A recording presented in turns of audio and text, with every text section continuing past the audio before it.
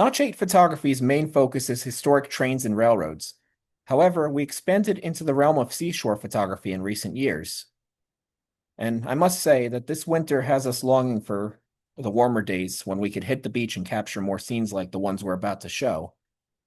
So with that in mind, join us as we trade our winter coats and snow shovels for sunshine, shades, and good vibrations in beach, boardwalk, and beyond. We're going to start our presentation, as most days do, with the sunrise. Many photographers that we've met photograph the sunrises at the Jersey Shore and all along Cape Cod and Florida and whatnot.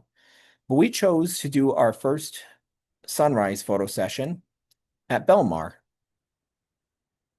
And our location of choice was the Belmar Fishing Pier. Now, we could have easily photographed just the sky, but we wanted to photograph the jetty and the fishing pier itself to include a sense of location in our photos. So here are a few pre-dawn shots, and these were shot using a tripod and a low-density filter, which makes long exposures possible when you're shooting into the sun, which we'll see in a second.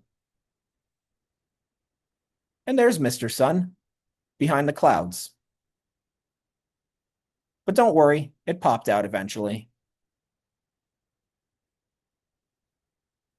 And there's the fishing pier. Now, the fishing pier itself is owned by a members-only club that offers exclusive dining and a bar, and photographers can frame the pier in their shots since it's accessible from the beach at all times.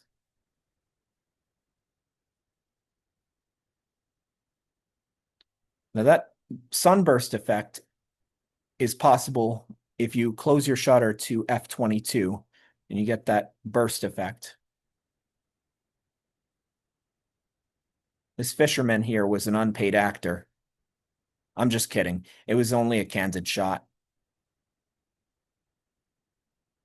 And here are some more early birds on the beach. And a final wide shot. We did this twice. This was our second sunrise photo session, and I felt that our second sunrise photo session was a little bit more successful than the first. But while the day was still young, we went from Belmar to Seaside Heights, New Jersey, and hung out with a few of the seagulls. These two seagulls here remind me of my two dogs when they're sitting side by side like that. And here's a trio of seagulls. The one on the far right looks like he's missing his head, but he's actually doing what the other one on the far left is doing. They're just grooming themselves. And apparently, it's important for them to look their best, even when they're doing their very worst. And by that, I mean stealing French fries and, performing certain bodily functions in the air, which we won't get into that. Let's just move on. One of the seagulls stayed and got some special attention from the photographer. And here's a wide shot of the seaside boardwalk with Casino Pier in the background.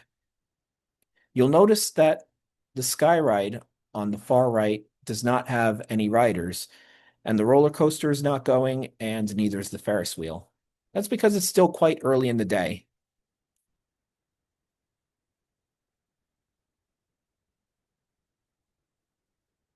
You get a better look at the Ferris wheel from here. And there is the Hydrus roller coaster. And here's a better look at the Ferris wheel. It would appear as though riders could reach out and touch the sun at this hour. Whether or not that's possible remains to be seen, and we may never know, as the Ferris wheel does not operate this early in the morning. Now, before we get to our few afternoon shots, let's linger on this side of the boardwalk and check out the Floyd L. Moreland carousel that has been restored by the Seaside Heights Historical Society. Now, a man by the name of Floyd M. Moreland, or Floyd L. Moreland, rather, spearheaded the preservation effort. He had a personal connection to this carousel as he operated and maintained it when he was a boy. And here's the organ that plays the music. And we here at Notch 8 Photography love to do detail shots. We we learned how to do that with trains and locomotives, and we carried that skill over to the carousel. There's a lot of intricate details in this carousel. And even though it was built in 1910, it still looks good as new. And there's Dr. Floyd Moreland's name printed on a horse that was restored in his honor. Now, Dr. Moreland was able to live to see the carousel restored, but unfortunately, he died last May.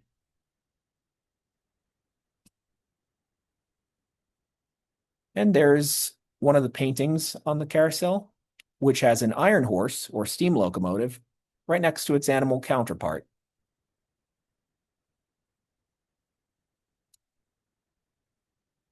And from this angle, it looks like these horses are talking. This one is saying hi to me as it goes around. And here are a couple of afternoon shots of the seaside boardwalk.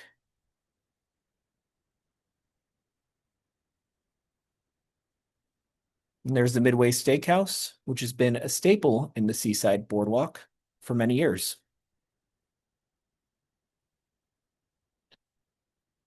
Now, we're going to leave seaside for a little while, and we're going to go lighthouse hunting.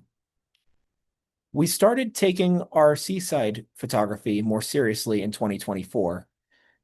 And as a season opener, we set out to photograph two lighthouses. The first was the Seagirt Lighthouse. It's a little bit inland, if you ask me, but it was built in 1896 and began in operations in December of that year. And although it appeared a little bit inland, it can be seen for 15 miles if you're at sea. According to the website, the lighthouse was built to illuminate a blind spot midway in the 38.5-mile stretch between Navesink Lighthouse, the Twin Lights, to the north, and Barnegat Lighthouse to the south.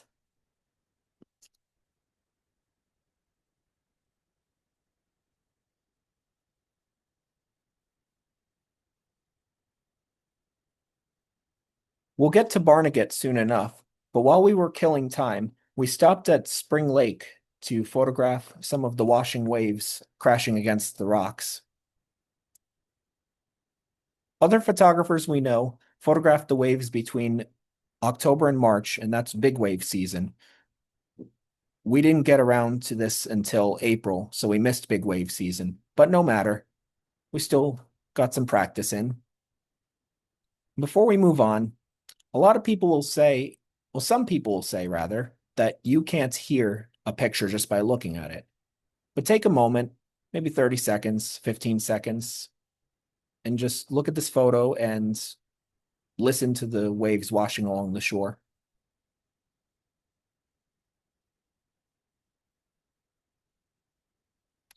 And if you're watching this on YouTube later, you can pause the video and do so. We're going to head to Barnegat Bay now. And there's a seagull and a swan. And this swan was starting to eat his dinner, so I left him to that because our main focus was old Barney. And there is a statue of the lighthouse keeper. Nice man. He didn't say much, though. Now, according to their website, the site of this lighthouse was regarded as one of the most crucial, quote, change of course, unquote, points for coastal vessels. The structure you see here was constructed in the late 1850s, and it stands at 172 feet.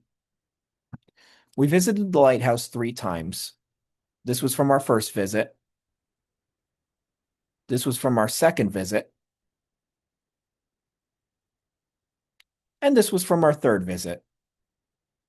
Now, the effect we achieved in our third visit was our end goal. We wanted to achieve a long exposure that blurred the light streaks.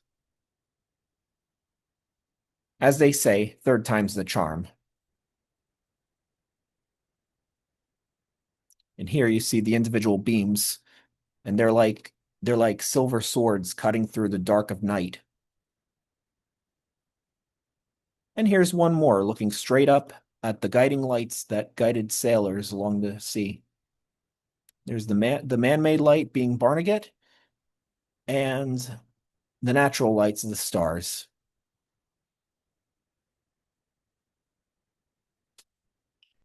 The night is still young. We're going to stick with night photography as we head to the Wildwoods Boardwalk. We made several trips over this past summer, and during one of our trips, we focused on this giant wooden roller coaster called Great White.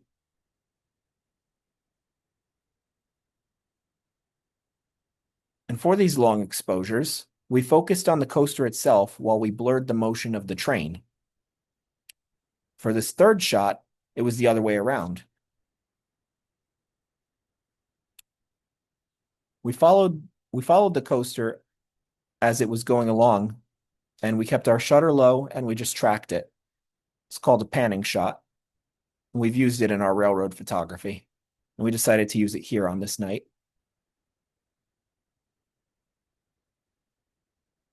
And I believe those trains were recently replaced. They were replaced in time for last season.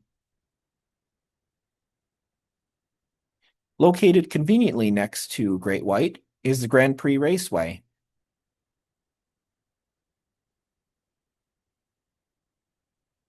I didn't stick around to see who won, but it looks like fun.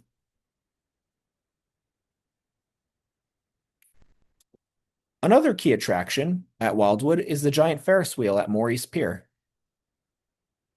Now, the water doesn't usually come out this far. That was leftover flooding from Hurricane Erin. And the Ferris wheel lights up in different patterns, and I just had to include this one because Valentine's Day was last week.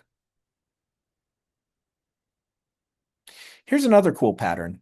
Take a moment and see if you could figure out what that is. I'll give you a hint. Look at the darkened spots and consider the shape that the lights are making. That is Mr. Sun himself, wearing some sunglasses and smiling.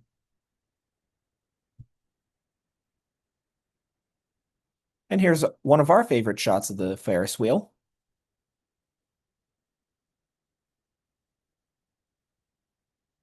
And then a couple of boardwalk shots just to put into perspective how busy the Wildwood Boardwalk can get, even after the sun has gone down. As a quick side note, Max Pizzeria is one of the more popular restaurants along the boardwalk. There's multiple locations between the north and south end of the boardwalk. And then looking ahead towards Gateway 26, which is a popular arcade and casino. Watch the tram car, please. These tram cars have been around for over 70 years, and they are known for their catchphrase, watch the tram car, please. They go up and down the boardwalk between 12 p.m. to the time when the last amusement park closes. We'll see more of that later. This is one of our favorite shots that we took while we were at Gateway 26. And then one of our last shots for the night. This has a very film noir vibe to it. We're not done showing off Wildwood photos, though. We returned to Wildwood another time before the summer ended, and I always wanted to get one of the classic yellow tram cars passing the Montego Bay. And that was one of our first photo opportunities on our fourth visit to Wildwood. And look at that, the tram car is even smiling at us.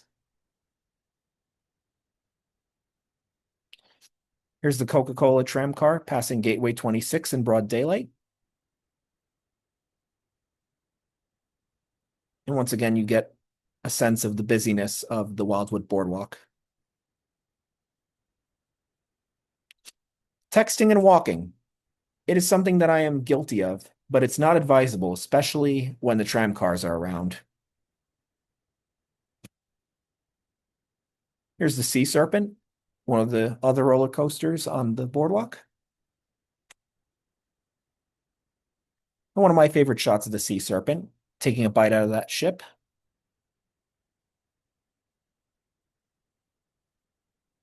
And here we have three different rides, and they all spin. We have two essentially Ferris wheels, and then they have the big swings.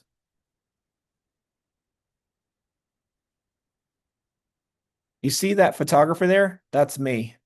I took a self-portrait while I was waiting for one of the tram cars to come by. Someone's bike was parked there, and I kind of let my intrusive thoughts win and snapped a quick self-portrait. The Splash Zone. This water park was open for 26 seasons, 26 years rather. And this is one of our only good shots that we have of it. Unfortunately, it has closed down,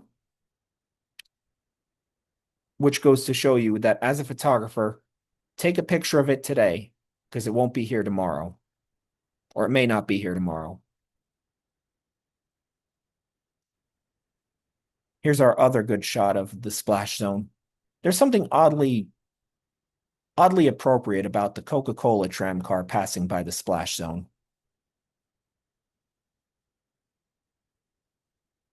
And here we're on the south ends of the boardwalk. We have that sunburst backlighting the welcome sign. And we wanted to get those dramatic shadows before the sun completely went down.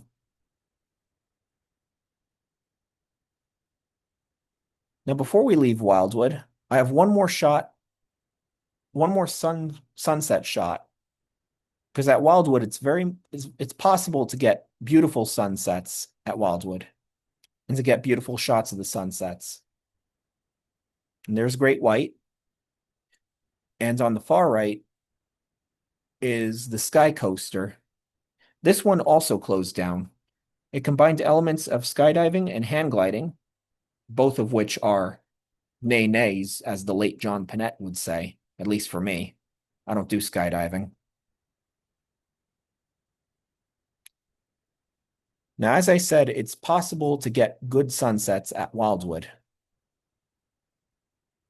But I know a better place, or I know another place, rather, to watch the sunset. This is Sunset Beach, and what appears to be a whale is actually a shipwreck. The SS Atlantis was a concrete cargo ship built by the Liberty Shipbuilding Company of Brunswick, Georgia during and after World War I. Its maiden voyage was in May 26, 1919, and it wrecked on July 10th, 1926, 100 years ago this summer. It's a popular tourist attraction. People come here to see its remains, as well as the West Coast sunset. Normally, you wouldn't be able to see the sunset over the water unless you lived in California. But Cape May is one of the few places where you can witness a West Coast sunset on the East Coast. And there's one of the cruise ships passing by. I wanted to try something really cool here. I wanted to frame the sun and the shipwreck to give it the appearance of a fire-breathing dragon popping out of the water and spewing a fireball. Let us know how we did in the comments. Now, after the sun dipped down, I thought, okay, the day's over. Time to go. I'm going to leave. But then I looked at the sky and I told myself, oh no, you're not going anywhere. And here's another cool shot as it started to get darker. Now that's the last of our Jersey Shore photos that we're going to show for tonight. But before we close out this program, I rounded up a couple of photos from our first trip to Cape Cod. We visited Cape Cod and Martha's Vineyard in August, and we quickly realized you need more than 3 days to take it all in. But here's what we got. We're going to stick with sunset photography, and this is the Chatham Lighthouse. It was formerly two lighthouses when it was built in 1808, but one of the lighthouse towers was moved, and it is now Nauset Light.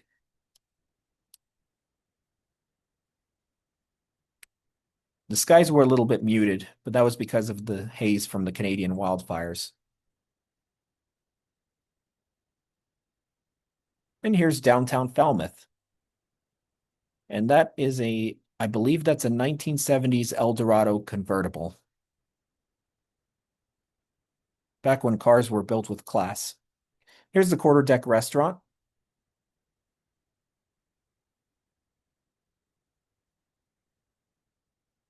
And we took a liking to shooting neon. We haven't shot much of it, but this was one of the neon signs that we shot over the summer. For the record, we didn't stay at this hotel, so don't expect a 5-star review from us, or any review for that matter. And the next day, we're still in Falmouth. I took a quick wildlife shot. And we're now on Sandwich Beach. And here's a seagull. He just got himself some lunch. Poor Mr. Krabs. This seagull here cracked us up. We were sitting on the beach minding our own business. We had our camera nearby, and this seagull walked right up to us. Now, obviously, seagulls can't speak English, but I know exactly what he was thinking. He made direct eye contact with the camera as I was snapping away, and he was thinking, well, are you going to feed me or what? Another interesting find, we're still at the Sandwich Beach. This schooner sailed by, which we called the Sloop John B. Reminds us of a Beach Boys song, that's all. Here's another cool landmark in Cape Cod. This is the Buzzards Bay. This is the bridge at Buzzards Bay. It's a vertical lift bridge. It is actually used still by the Cape Cod Central Railroad. Now, a lot of times we look for ways to make the shot more interesting. We don't like to just point, we don't like to have just the subject and that's it. We like to frame it, we like to get details. So we're looking at this and we're thinking, what can we do to get an interesting shot? So we hopped over to the other side and we got the sunburst through the girders.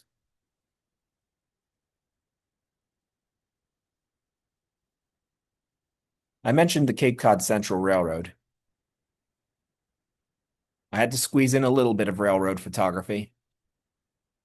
The Cape Cod Central Railroad uses these classic model FL9 diesel locomotives, which were used by the New Haven Railroad and the Metro North Railroad up until the late 90s.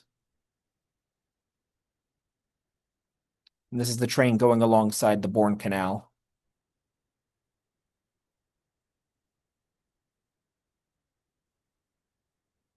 We also visited Martha's Vineyard. And here are a couple of things that we shot. First off, we have the Island Theater. This was the theater where the movie Jaws was first shown over 50 years ago.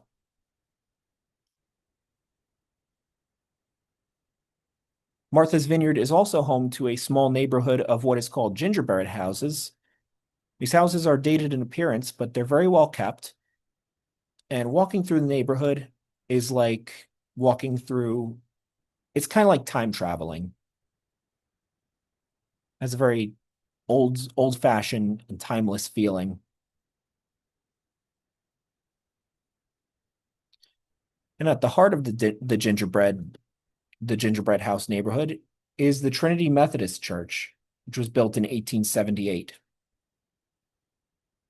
It has a Victorian structure. And here's a gazebo closer to the coastline. Now, to get to Martha's Vineyard, you actually have to take the boat from Cape Cod to Martha's Vineyard. You can't drive there, to my knowledge. And if you do want to take your car there, they have a section on board the boat where you could take your car and they'll bring it over. And on that boat ride, it's possible to get a view of Nopska Lighthouse. And we snapped this from the deck of the boat. But naturally, we wanted to get a closer look. So later that evening, we stopped by Nopska Light and we snapped a few photos of it during sundown. And that was our last shot of the night.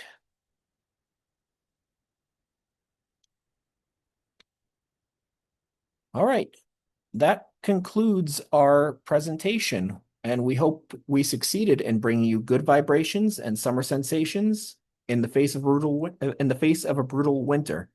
And we look forward to doing more seashore photography this summer. Until then, God bless, stay safe, and have a great night. Thank you for joining us.